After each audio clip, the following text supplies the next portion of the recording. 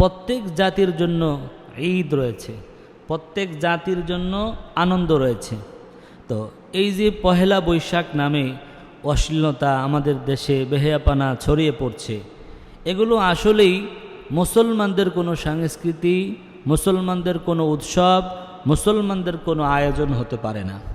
এটা একটি ইহুদিদের এবং অমুসলিমদের একটি কালচার, যা মুসলমানেরা আজকে গ্রহণ করেছে।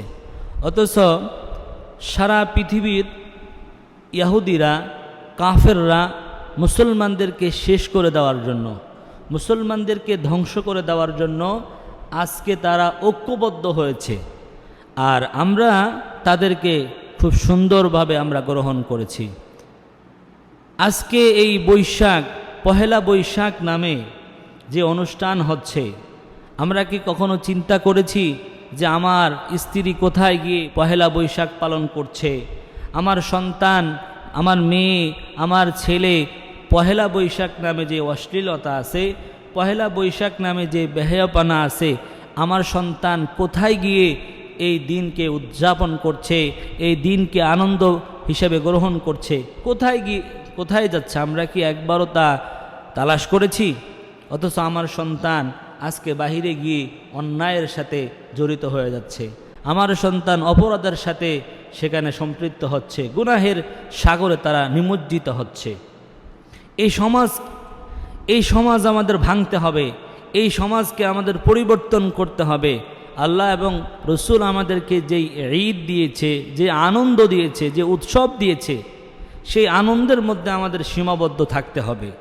এখন পহেলা বৈশাখ নামে যে আনন্দ মুসলমানেরা করছে, মুসলমানেরা পেঁচার কাছে যাচ্ছে, পাখির কাছে যাচ্ছে, এটি মুসলমানদের সংস্কৃতি না। আজকে মুসলমানেরা পহেলা বৈশাখ নামে যেই অন্যায়ের সাথে জড়িত হয়ে যাচ্ছে, এটি একটি হিন্দুদের কালচার, একটি অমুসলিমদের কালচার। দেখুন, আমাদেরকে যেই ঈদ দেওয়া হয়েছে, আমাদেরকে যে আনন্দ দেওয়া হয়েছে, আমাদের আনন্দের মধ্যে কি কখনো কোনো অমুসলিম এসে অংশগ্রহণ করেছে?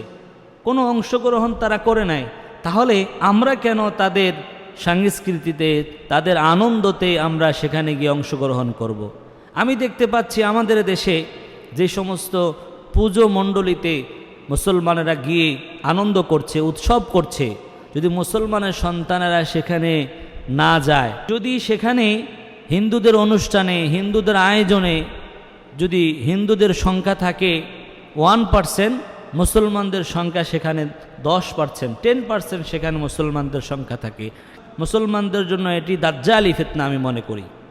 আল্লাহ নবী, বিশ্বনবী মুহাম্মদুর রাসূলুল্লাহ সাল্লাল্লাহু আলাইহি ওয়াসাল্লাম দুনিয়াতে আগমন করেছেন এই সমস্ত ফিতনাকে, এই সমস্ত আয়োজনকে রুখে দেওয়ার জন্য, এগুলো থেকে যেন মানুষ বিরত থাকে, অন্যায় থেকে মানুষ যাতে করে বিরত থাকে, মূর্তি পূজা থেকে মানুষ যাতে করে বিরত থাকে, এই জন্য আমার আপনার নবী দুনিয়াতে আগমন করেছেন। আর আমার নবী যেই জন্য আগমন করেছেন, যে অন্যায় রুখে দেওয়ার জন্য, যে অন্যায় প্রতিবাদ করার জন্য আমার আপনার নবীর আগমন হয়েছে, অথচ আজকে আমরা মুসলমান হয়ে, মুসলমান ঘরে জন্ম নিয়ে আমরা সেখানে অংশগ্রহণ করছি। এই পহেলা বৈশাখ কি, এটার ঐতিহ্য কি? আমরা গ্রামে গঞ্জে দেখেছি যারা ব্যবসায়ী আছে, এই চৈত্র মাসে তারা হালখাতা করে, তারা সারা বছর কাস্টমারদেরকে বাকি খাওয়ায়। বাকি খাওয়ানোর পরে এই বৈশাখ মাসের 1 তারিখ থেকে 5 তারিখ বা 10 তারিখ পর্যন্ত একটি হালখাতা করে, যে আপনাদেরকে সারা বছর আমরা সদাই দিচ্ছি, বাজার দিচ্ছি, পহেলা বৈশাখ থেকে এটা কালেকশন করা হবে, আপনারা সকলে আমন্ত্রিত, আপনারা সেখানে গিয়ে মিষ্টিমুখ করবেন এবং আপনাদের বাকি টাকা পরিশোধ করবেন। আমরা এটা গ্রামে গঞ্জে বিভিন্ন জায়গায় দেখতে পেয়েছি। তো এখন আমরা তা দেখতে পাচ্ছি যে সেটা একটা সংস্কৃতি, একটি উৎসবের মতো মানুষ সেটা গ্রহণ করেছে। মানুষ ঘরে খাবার খাবে, বাহিরে খাবার খাবে। দেখা গেছে সারা বছর কেউ ইলিশ মাছ না কিনলেও পহেলা বৈশাখে এসে তারা ইলিশ মাছ কিনতে হবে। তখন ইলিশ মাছের দাম দ্বিগুণ থেকে দ্বিগুণ বর্ধিত হয়ে যায়। আসুন আমরা এই সমস্ত অপসংস্কৃতি থেকে বেঁচে থাকি। আল্লাহ পাক আমাদেরকে বেঁচে থাকার তৌফিক দান করুক।